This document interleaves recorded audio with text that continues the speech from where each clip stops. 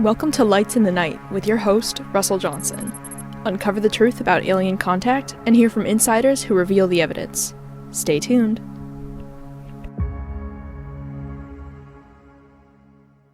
Well, welcome once again to Lights in the Night, and I'm Russ Johnson.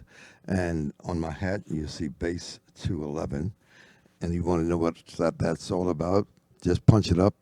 A lot of information about that, and it goes back into the 1930s with the Germans and other people. But Base 211, punch it up, and check it out.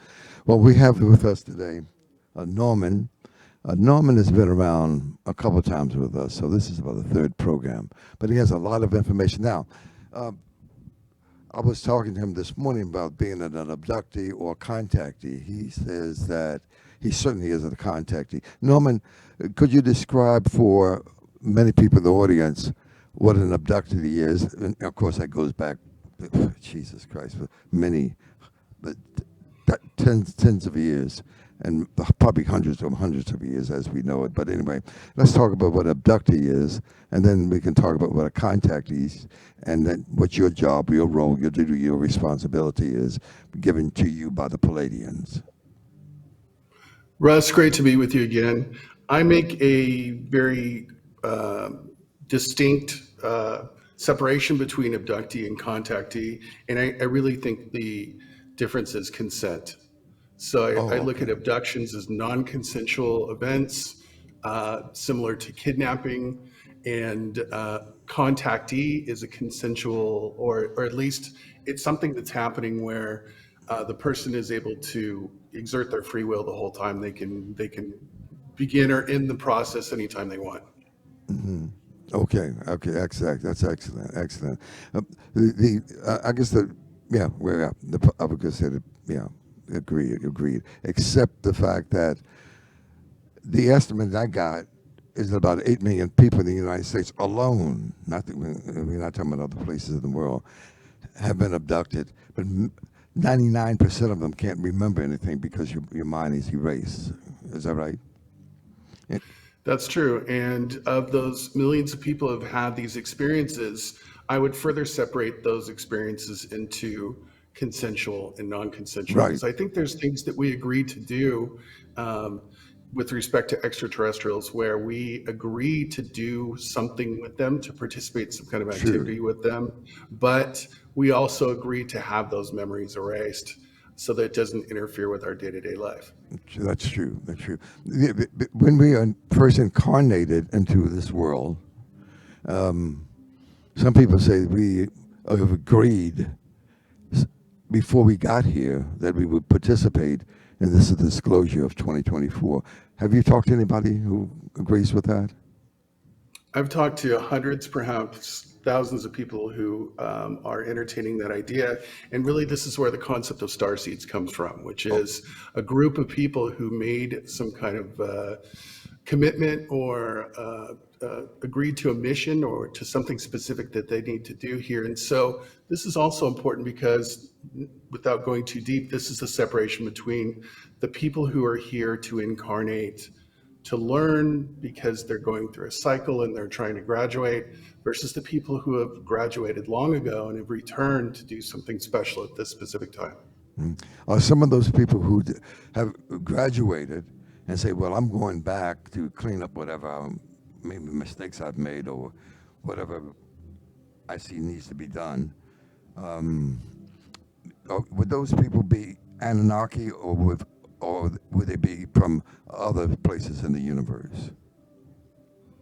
Some of Well, to try to determine the relationship between people who are alive today and the Anunnaki is something that can be difficult to do because the Anunnaki are not, as far as I can tell from my research going back 40 years, are not here in a way that's speaking to people, sending messages, communicating, meeting with people. They're not really engaged in that kind of dialogue. Whereas the other groups, which I speak a lot about, which are the Galactics, the Galactic Federation of Light, are very much open about why they're here. And their specific premise is that this has to do with ancestry. And we talked about this briefly before. So the people that are the star seeds that are involved in awakening today and disclosure are not just doing it out of charity. They have some ancestry with people of Earth past. Do they come through the birth canal, most of them, or are some of them walk-ins? So walk-ins is a little bit of a loaded term, and that implies a certain kind of takeover of one's body or Right. a sharing of a body between two different souls, which is a little hard to determine. But what it appears to be is that there are souls incarnating here, and they're regular humans who are born and conceived and born just the way everyone else is, but their souls may not be from here, or their souls may not need to be here. They're here for a specific purpose. And then you have a few EBEs without souls. Is that always, am I saying the same thing? I'm on top. The term EBE has been referred to as extraterrestrial biological entity, which would be, physical beings who are coming here from other worlds, and I'm sure those do exist.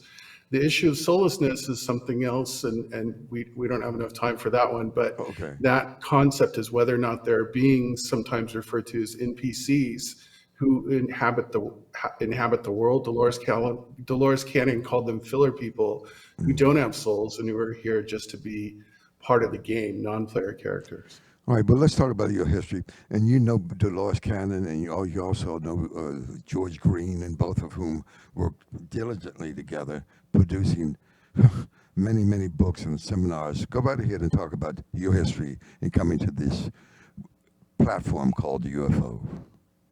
Sure. So in college, I increased my interest in extraterrestrials and aliens. I read a book called Commander X that I got at the college bookstore, which really lit the fire, which was based upon me being interested in sci-fi movies and stuff like that. Fast forward a couple years, I received some documents that were given to me by a family member, and those documents were printed manuscripts, sort of just loose papers. And that book was Spacegate, and that the references to Watergate, of course, which is like a cover up of the space program. That led to a meeting with George Green, who you knew and I knew as well. And that really was the catalyst for this whole thing that included me connecting with the Pleiadians directly and really receiving some instructions from them and working on that for the last 40 years. Wow, that's serious. Did you know Dolores Cannon? I never met Dolores Cannon, but she is of the same generation as George and a lot of other people that are in that generation. She represents a group of people that were very active in the 80s and 90s. And now the big social media conversation about reincarnation and about spirituality and about extraterrestrials, Dolores Cannon figures prominently in there. And it's great to see the younger generations celebrating her and sharing her information even many years after her death. I guess she was out there for at least 60 years before she passed on. And George, too. George started, I think you and he go back to, 80s, but I think he ran into visually a spaceship back when he was in the Air Force back in 1960s, somewhere about. And so he continued with that all throughout his life in terms of addressing himself to this information and getting it out there. His website he left behind is nohoax.net. So if you want to see what he has to talk about, nohoax.net, and you can always go to Google him in terms of seeing what he was talking about. Just go to George Green or nohoax.net, and you will see it on YouTube. Go right ahead. You had something that you wanted to play for us. Did you want to do that this time? I do, and I mentioned Spacegate, the book, which is Spacegate, The Veil Removed. This is a book that came out in 1989, and it was the first in a series of several hundred books that were written by this primary scribe. Her name was Doris. There was three scribes, Thedra, Tuella, and Dharma, Doris being Dharma. She was the one who was chosen to translate or transcribe, I shall say, the Phoenix Journals, which are a series of 100 plus books, 200 if you count some of the ones that are considered unofficial. And the most important book was Spacegate. And so I just recently shared a video on YouTube and social media that is about 4 minutes long, and it's a portion of the book just recorded as a vocal with some graphics. It's a very compelling message. One could argue that it's a few years old, but it's probably as pertinent to what's happening today as anything else that's out there. It's pretty intense, and it's something that's very important to me. And so, yeah, I'd love to take a look at that. All right, let's go with that. The engineer will punch it up. If he's listening. Are we on the same page? Do you hear it playing? I don't hear it playing. I am the Commander-in-Chief of Earth Project Transition of the Pleiades Sector, Flight Command, and representative to the Intergalactic Federation Council on Earth Transition. Why would a space cadet care about you? Well, you might self-destruct, and when you do, it blows the cosmic system into shockwave chaos.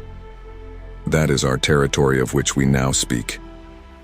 That, however, is not the main reason, for we can seal you off in a plasma energy shield and contain your gaseous balloon after your chain reaction from your nuclear toys. Earth human, the masses of little people, ask in the most humble as well as arrogant ways, God and Jesus Christ to help you in this time of desperation. God answers prayers, beloved ones. In answer to your prayers, he sends his other children of the cosmos to help you. We who remain in the practice of the laws of creation and God's laws of universal truth. Jesus Christ has a very large adversary whose name was Lucifer. It was prophesied that Satan would rule the earth for a period of time before the end. So be it. Emmanuel, in his own past 2,000 years, has passed all his lessons and has accepted his new award. Let us call it the Made the Grade Award, called the Sananda Chair. Even your error-filled holy guidebook says he shall bear a new name. So it is Sananda, my beloved friends. Now you all expect Jesus to come fetch you up to the clouds. Now how do you expect him to pull that off? Do you want to just go to the clouds, some 1,500 feet above your surface, with a nuclear holocaust raging to the limits of your Earth atmosphere? I would guess not, if you give thought to it, which we note, Earthman is not given to do. That is, think. The planet Earth is making a dimensional change into her higher birth, dear ones, a great and magnificent transition. That means bluntly that you are up to your ears in the final prophecies activities. Jesus Emmanuel Sananda is coming on my command ship to organize to evacuate any and all who wish to go with us. No cell job, no force, no coercion, just plain old do you want to go or stay? It is through this Christed one, who has now achieved his godness, that you will go or stay. The Christed path is the only path that will get you home to God in safety. We will not bring any of Satan's troops with us. None. You are now being given your final lessons. Chances for reversing are all gone. You are to final decision time. You will be given widespread information and opportunity to know truth, and then you better start praying. You had better also be getting your hands on everything that speaks truth. I suggest you get your hands, eyes, ears, and minds on everything coming out of Phoenix Source Distributors. I care not whether or not you choose to learn these things of truth instead of the drivel you have been fed for your many generations. It is only that we will evacuate those of truth, and I am telling you where you can obtain truth. Oh yes, we have many, many things going on about your place right through these ones, of magnificent scale and planning. Jesus Sananda will no longer be cast into your corners to be pulled out on Sunday morning or when you want selfish help. He has come to reclaim the Father's kingdom, and you had better forget the pious, ever-bearing entity of Galilee. He has come with intent and full command. So be it, you take that which you will. There are many ways to confirm what I say and who I am. Ask your president. It probably is above top secret, of course. Undoubtedly, there are numerous executive orders to cover the white-lighted brotherhood. Trillions of dollars are spent to keep you from knowing truth. So be it. Norman, that's great. Wonderful, wonderful. Excellent presentation. Let me see. May I say, what I gather here, that you were working with the Galactic Federation of Light? Is that who you're working with? That's correct. And let me be clear that those are not my words. In fact, the specific Pleiadian commander that I spoke to and I met with through their scribe was Yorgos Series Haton, and those are his words. That is taken directly from the text. It is a direct quote. So I did not translate or change anything. These are his words directly, and that was the message that he wanted people to get in the book Spacegate. Oh, well, that's excellent. But they can get Spacegate by downloading it from that website, I think, right? Oh, what is your website? My website is karmicscrolls.com. And if Okay. you can't find Phoenix Source Distributors, just go to my website, karmicscrolls.com, go to my resources page, and it'll be the first thing on the top of the list. And all these PDFs are free. The Pleiadians did not copyright any of this. Wow. They can be reproduced and reprinted, and you can make your own books if you want to and sell them on Amazon. This is truth and knowledge that they presented, and they wanted the world to have it. And Phoenix Source Distributors has done something great for mankind by allowing that stuff to still be out there for people to read anytime they want for free. Or how would the Palladians be classified in terms of looking at the Greys, the Reptilians, the Nordics, the Tall Whites, the Insectoid? But how would they be classified? Because you have the dark forces, sorry about that, and then you have the people who are benevolent, right? Yes, the Pleiadians are absolutely benevolent in every way, and they would be classified as Nordics. And I think that's the best term that we have that we use that people are familiar with that would describe them. What would you tell most people who this is brand spanking new and probably dismissive for most people at this time? What would you tell them to do? How would you communicate to them? The most important message that the Pleiadians have for humanity is that we need to become the best version of us that we can be. And this is true of a lot of other spiritual teachers and mentors and people that are out there in that space. And Dolores Cannon's a great example of this. They want us to reach our fullest potential, and they are very concerned and troubled that we have not done that. And so in helping us to understand how to reach our fullest potential as beings, to unlock all of our superpowers and all of our supernatural abilities, and to be able to create the kind of world and community we want, we have to understand why we haven't reached our fullest potential. And in their narrative, which I believe is 100% accurate, we haven't reached it because there is a faction on this planet that is trying to keep us from reaching that highest potential. Would you see the names of Illuminati and the Bilderbergers and Trilaterals, and those people belong to those secret state societies, BlackRock, Vanguard, State Street? Would that fall in that category? You mentioned some of the heavy hitters, and you've also got the Council on Foreign Relations, Right. and NATO, and the UN, and the World Economic Forum, and just the pile goes a mile high. Really, these are all individuals that are service to self. And the Pleiadians make an important distinction between service to self and service to others. They are all about service to others. And these factions, unfortunately, which control a lot of our society, are all about service to self. They suffer from something that David Icke called Wetico, which is a mind virus of greed and self-destruction. And they are very much driven by evil intent and very much controlled by demonic forces. But doesn't the great-great-granddaughter of President Eisenhower talk about that? Laura Eisenhower talk about service to self and lifting yourself up above beyond that kind of level, Jerry Springer kind of mentality? She sure does. And somebody that's related to Laura Eisenhower that I'm a huge fan of is Magenta Pixie. And you can simply look this up on YouTube. She has kind of a funny name. She's a British woman. She's written many books. She's a wonderful person. Her and her husband, Magenta Pixie. If you want to learn about service to others, that is very much in alignment with the Pleiadians and other beings who are here to help us, which include, it's the Galactic Federation. So this isn't just about the Pleiades. These are beings from Sirius. These are beings from Andromeda, from Aldebaran, and other places, Arcturus, that are here to help us. And that's a great place to look. How about Michael Sella? He has a podcast called Exopolitics, and he has a lot of books out there talk about Andromeda, talk about the Anunnaki and all of that. How do you view him? He's a prolific writer. How do you view him? Michael Salla has been focused for many years on the secret space program in the context of everything you just said, and he's a big promoter of that concept. I think the secret space program is important. I think there are some distortions there about what it is and how it was created, but ultimately it's just another tool for control and subjugation and really stealing money, what I call the cash grab, which is Okay. taking money out of our global economies and siphoning it out into other things. And he definitely speaks to that very extensively. Well, since this is a school, the Earth is a schoolhouse, and we are students here.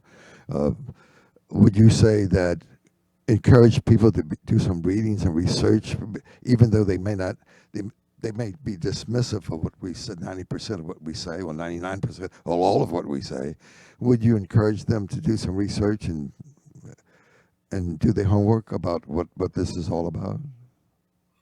Absolutely, and I think this is the big deficit. This is the big handicap that we have as a species, is that we are, with each generation, becoming sort of dumber and dumber, and reading less and studying less and researching less, believing other people's projections and opinions without doing our own research. And the Great Awakening that's been happening for the last 5 years or more, maybe 7 years, is about do your own research. And so, yeah, 100%. Unfortunately, a lot of this great knowledge is locked up in books. It's been scrubbed off the internet. There's a little bits and pieces of it out there on social media, but it's been scrubbed and you have to find it in the books. And unfortunately, that's work. But you have enough podcasts. Look, you got Gaia, Ancient Aliens, Cosmic Disclosure. You have even Linda Mutin Howell has a new program called The Truth Seekers, and I mean it goes on and on and on. There are a lot of podcasts. I got a number the other day that are at least 900, maybe 1,000 podcasts dealing specifically with UAPs and UFOs. So that's a growing phenomenon, would you say? It is, and I certainly wouldn't want to take anything away from the people that are doing the hard work like myself to get this information out there. There is a lot of great stuff, but for those people that want to dig deeper and they want to move past the surface, and again, that's not for everybody.